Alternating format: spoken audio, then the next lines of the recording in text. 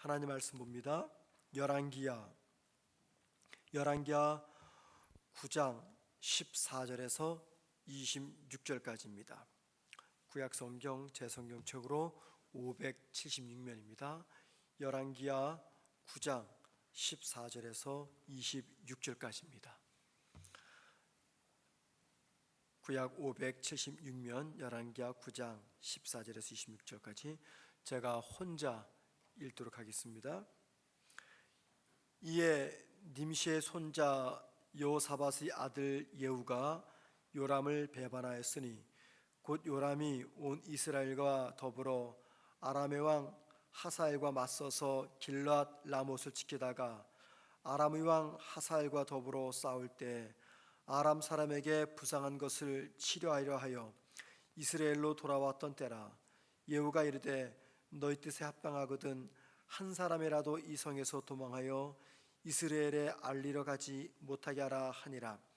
예후가 병거를 타고 이스라엘로 가니 요람 왕이 거기에 누워 있었음이라. 유다의 왕 아하시아는 요람을 보러 내려왔더라. 이스라엘 망대에 파수꾼 하나가 서 있더니 예후의 무리가 오는 것을 보고 이르되 내가 한 무리를 보나이다 하니 요람이 이르되 한 사람을 말에 태워 보내어 맞이하여 평안하냐 묻게 하라 하는지라. 한 사람이 말을 타고 가서 만나 이르되 왕의 말씀이 평안하냐 하시더이다 하매 예후가 이르되 평안이 내게 상관이 있느냐 내 뒤로 물러나라 하니라. 파수꾼이 전하여 이르되 사자가 그들에게 갔으나 돌아오지 아니하나이다 하는지라. 다시 한 사람을 말에 태워 보내었더니 그들에게 가서 이르되 왕의 말씀이 평안하냐 하시더이다 하매 예후가 이르되 평안이 내게 상관이 있느냐 내 뒤를 따르라 하더라. 파수꾼이 또 전하여 이르되 그도 그들에게까지 갔으나 돌아오지 아니하고 그 병거 모는 것이 님시의 손자 예후가 모는 것 같이 미치게 모나이다 하니 요람이 이르되 메우라 하매 그의 병거를 메운지라. 이스라엘 왕 요람과 유다 왕 아하시아가 각각 그의 병거를 타고 가서 예후를 맞을세 이스라엘 사람 나봇의 토지에서 만나매 요람이 예후를 보고 이르되 예후야 평안하냐 하니 대답하되 내 어머니 이세벨의 음행과 술수가 이렇게 많으니 어찌 평안이 있으랴 하더라. 요람이 곧 손을 돌이켜 도망하여 아하시아에게 이르되 아하시아여 반역이로다 하니 예후가 힘을 다하여 활을 당겨 요람의 두 팔 사이를 쏘니 화살에 그의 염통을 꿰뚫고 나오매 그가 병거 가운데 엎드러진지라. 예후가 그의 장관 빗가락에 이르되 그 시체를 가져다가 이스라엘 사람 나봇의 밭에 던지라. 내가 기억하려니와 이전에 너와 내가 함께 타고 그의 아버지 아합을 쫓았을 때 여호와께서 이같이 그의 일을 예언하셨느니라. 여호와께서 말씀하시기를 내가 이제 나봇의 피와 그의 아들들의 피를 분명히 보았노라. 여호와께서 또 말씀하시기를 이 토지에서 내게 갚으리라 하셨으니 그런즉 여호와의 말씀대로 그 시체를 가져다가 이 밭에 던질지니라 하느니라. 아멘. 오늘 본문 앞에 있는 말씀이 열왕기하 9장 1절에서 14절까지 말씀입니다. 그 말씀을 조금 우리가 생각해 보아야지 오늘 본문의 의미를 더 정확히 알 수가 있습니다. 본문 앞에 있는 열왕기하 9장 1절과 14절 말씀은요, 하나님께서 아합의 집을 심판하기 위해서 이스라엘의 장수였던 예후를 이스라엘 왕으로 선택하신 말씀이 기록되어 있습니다. 하나님이 엘리사에게 말씀을 하시죠. 엘리사가 그의 제자에게 길르앗 라못으로 가서 예후의 머리에 기름을 붓고 하나님이 그를 왕으로 삼았음을 알리라고 명령을 합니다. 제자는 엘리사의 말에 순종하기 위해서 길르앗 라못까지 가서 예후를 따로 부릅니다. 그리고는 그의 머리에 기름을 붓고 하나님께서 그를 이스라엘 왕으로 삼으셨음을 알려줍니다. 그리고 나자 예후가 그와 함께 있었던 다른 동료 장군들에게 지금까지 있었던 이야기, 즉 자기를 왕으로 세우신다는 하나님의 말씀과 그의 머리에 기름을 부으셨다는 이야기를 들려줍니다. 그 말을 들었던 동료 장군들은 옷을 벗고 바닥에 깔고 예후를 향해서 나팔을 불면서 예후는 왕이다 하면서 소리를 지릅니다. 이게 이제 열왕기하 9장 1절과 14절 이야기죠. 오늘 본문은요, 예후가 하나님의 명령에 순종하기 위해서 북이스라엘의 왕 아합의 아들 요람을 처단하는 장면이 기록되어 있습니다. 엘리사의 종에 의해서 머리에 기름 부음을 받고 하나님이 자신을 이스라엘의 왕으로 삼으셨다는 그 말을 들은 다음에 예후는 하나님의 명령에 따라 길랏 라모스로 갑니다. 거기에서 이스라엘의 왕이었던 요람 왕은 아람과 전쟁 중이었습니다. 예후는 그 요람 왕에 대해서 반란을 일으키기로 결정을 합니다. 당시 요람 왕은요, 아람과의 전투에서 부상을 입고 이스라엘이란 지역에서 부상을 치료 중에 있었습니다.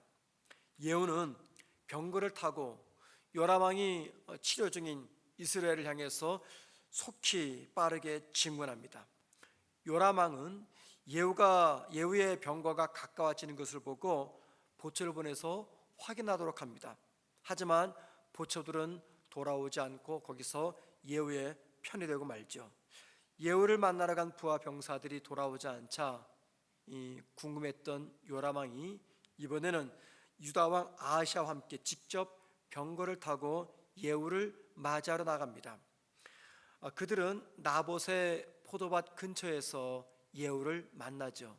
여러분, 이 나봇의 포도밭 기억나시죠? 열왕기 상에 보면은요, 아합이 이 나봇의 포도원을 갖고 싶었어요. 그런데 나봇이 팔지 않자 아합은 그의 아내 이세벨과 함께 나봇에게 반역죄라는 누명을 씌워서 죽이고 맙니다. 그리고는 그 땅을 강제로 빼앗아 버리죠. 바로 그 나봇의 포도밭 근처에서 예후는 요람 왕을 만납니다. 예후가 반역을 일으킨 것을 눈치챈 요람 왕은요, 급히 도망치자 예후는 화살을 쏴서 요람을 살해합니다. 예후는 자신의 부관에게 요람의 시체를 이 나봇의 포도밭에 던지라고 명령을 합니다. 요람의 시체를 나봇의 포도밭 던진 이유는 열왕기상 21장 19절에서 엘리야가 요람의 아버지였던 아합과 어머니였던 이세벨에게 했던 예언이 성취되었음을 알리기 위함입니다. 자, 그때 엘리야가 이렇게 예언하죠. 열왕기상 21장 19절입니다. 한번 들어보세요. 너는 그에게 말하여 이르기를 여기 너는 엘리사고 그는 아합입니다. 하나님이 엘리야에게 말씀하는 거죠.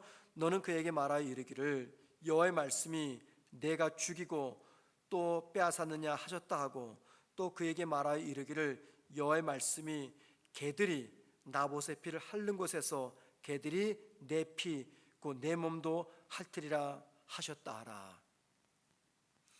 아합 가문을 향한 하나님의 심판의 메시지죠. 바로 이 심판의 메시지가 어떻게 성취가 됩니까? 예후가 요람의 시체를 나봇의 포도반에 던지는 것을 통해서 성취가 됩니다. 바로 이 말씀이 오늘 본문 25절과 26절에 기록되어 있습니다. 이 말씀을 통해서 하나님의 정의가 어떻게 역사 속에서 이루어지고 있는가 하는 것을 보여주고 있는 것이죠. 여러분, 이게 오늘 본문의 이야기입니다. 오늘 말씀은요, 특별히 순종과 관련해서 생각해 볼 때 순종의 두 가지 특징을 볼 수가 있습니다. 예후가 하나님 말씀에 순종했잖아요. 그 순종에 나타난 두 가지 특징. 첫 번째는 위험입니다. 순종의 위험. 여러분, 순종은요 참 위험한 겁니다. 왜 위험할까요? 한번 생각해 보세요. 예후가 하나님의 명령에 순종한다는 것은 한 나라의 왕에게 반역을 일으키는 내용입니다. 만약에 이 반역이 실패로 돌아가면 어떻게 될까요? 예후만 죽는 것이 아니죠. 그의 온 가족이 죽게 됩니다. 당시 요람은 이스라엘의 왕으로서 그의 집안은 여전히 권력을 유지하고 있었어요. 그래서 그와 맞서는 것은 대단히 위험한 일입니다. 목숨을 걸어야 될 일입니다. 그의 집안을 걸어야 되는 일인 거죠. 그런데 예후는 생명을 잃는 위험을 감수하면서도 하나님 명령에 순종합니다. 뭘 보여줍니까? 순종은 대단히 위험하다는 겁니다. 왜 위험할까요? 순종을 하게 되면 내가 잃는 것이 많기 때문입니다. 그래서 성도들은 하나님의 뜻이 무엇인지 잘 알면서도 순종의 용기를 내지 못하는 거죠. 두렵기 때문입니다. 혹 내가 손해보는 거 아닌가? 내가 실패하는 거 아닌가? 내가 망하는 거 아닌가?